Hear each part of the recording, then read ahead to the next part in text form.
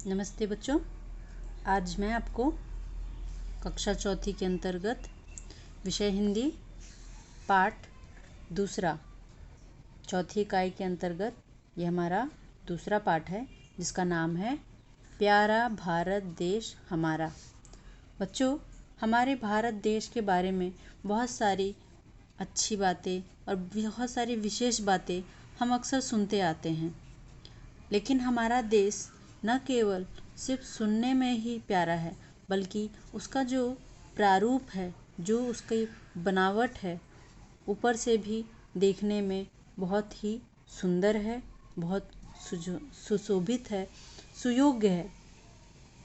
इसीलिए इसकी बहुत सारी विशेषताओं के बारे में हम हमेशा पढ़ते, सुनते और देखते आए हैं।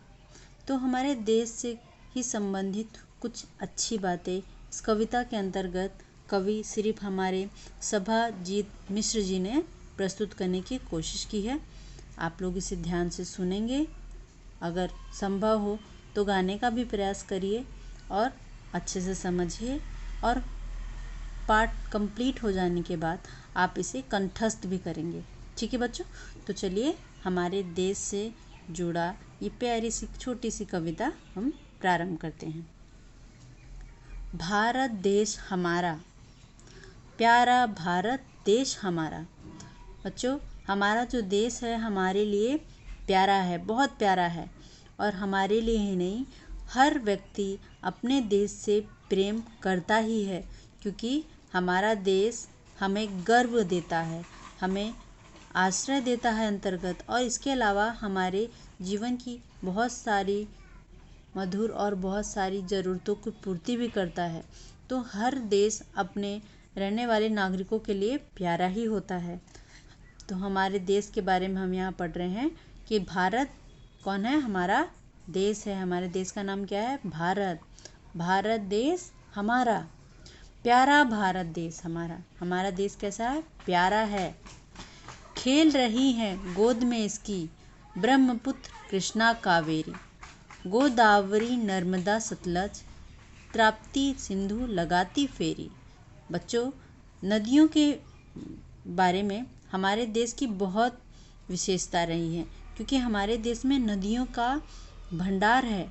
बहुत सारी नदियां हैं हमारे देश के अंतर्गत, और इन्हीं नदियों के कारण हम कृषि और बाकी क्षेत्रों में आगे भी रहे हैं। तो ये सारी नदियां हमारे लिए पूजनीय है, और इन सभी नदियों में आपने गंगा नदी का नाम तो बहुत ही सुना होगा, क्योंकि गंगा नदी को हम न केवल नदी मानते हैं, बल्कि हम उसे पूजते भी हैं, है ना। हम उस नदी की बहुत पूजा पाठ भी करते हैं, क्योंकि ऐसा कहा जाता है कि गंगा देवी थी जिन्होंने धरती पे आकर अपने जल से, अपने शुद्ध पवित्र जल से बहुत लोगों का उद्धार किया। तो हमें इस कविता में बताया गया है कि भारत देश के अंतर्गत कौन कौन सी नदियां हैं, जो कि कुछ नदियों का नाम यहाँ लिया गया है। उनमें से ब्रह्मपुत्र, कृष्णा, कावेरी, गोदावरी, नर्मदा, सतलज, ताप्ती, सिंधु, लगाती फेरी। ये सब क्या करती हैं? हमारे देश के अंतर्गत ये सब फेरी लगाती हैं। हिमगिरी चीर अनवरत बहती गंगा की पावन धारा। देखिए, हिमगिरी चीर, हिमगिरी कौन है बच्चों? ये जो हिमालय का पर्वत है उसे हिमगिरी कहा गया है यहाँ पे। तो हिमगिरी पर्वत यानी कि हिमालय पर्वत से अनवरत बहती, अनवरत मतलब कि वहाँ से बहती चली आ रही है, बिना रुके बहती चलती है ये गंगा की पावन धारा। गंगा की धारा कैसी है? पावन है, पवित्र है, बहुत ही शुद्ध जल माना जाता है। हम घर के पूजा पाठ में भी गंगा जल का देखिए बहुत ही विशेष उपयोग करते हैं। बिना गंगा जल के कोई भी पूजा पाठ पवित्र नहीं माने जाते। तो हिमगिरी चीर अनवरत बहती गंगा की पावन धारा, ये बताया गया कि जो गंगा की धारा है, जो प्रवाह है, वो हमारी पावन धारा बहती आ रही है अनेक जातियाँ अनेकों। हमारे देश की और क्या विशेषताएं हैं? अनेक जातियां अनेकों, धर्म मानते लोग यहाँ, भिन्न भाषा भिन्न और पहनावे, विविध दिखते जहाँ तहाँ, है अनेक जातियाँ अनेकों। ये भी बताया जा रहा है बच्चों कि हमारे देश के अंतर्गत बहुत सारी जातियाँ हैं, बहुत सारे जात, भाषा, धर्म, हर समुदाय से अलग लोग रहते हैं, अनेकों रहते हैं। धर्म मनाते लोग यहाँ और हर कोई अपना अपना धर्म मनाता है, अपने अपने धर्म को लेके चलता है। देखिए यहाँ चित्र के अंतर्गत बहुत ही सुंदर तरीके से दिखाया गया है कैसे एक इंद्रधनुष के नीचे, नीले सागर के नीचे अलग अलग धर्म के लोग अपने अपने परिवहन, अपने अपने वेशभूषा के अंतर्गत दिख रहे हैं। इससे ही हमारे देश की एकता का जो दृश्य नज़र आता है बच्चों। देखिए कैसे हर समुदाय, हर धर्म के लोग हैं, क्योंकि सबके कपड़ों से हमें पता चलता है कि वो अलग अलग धर्मों से हैं।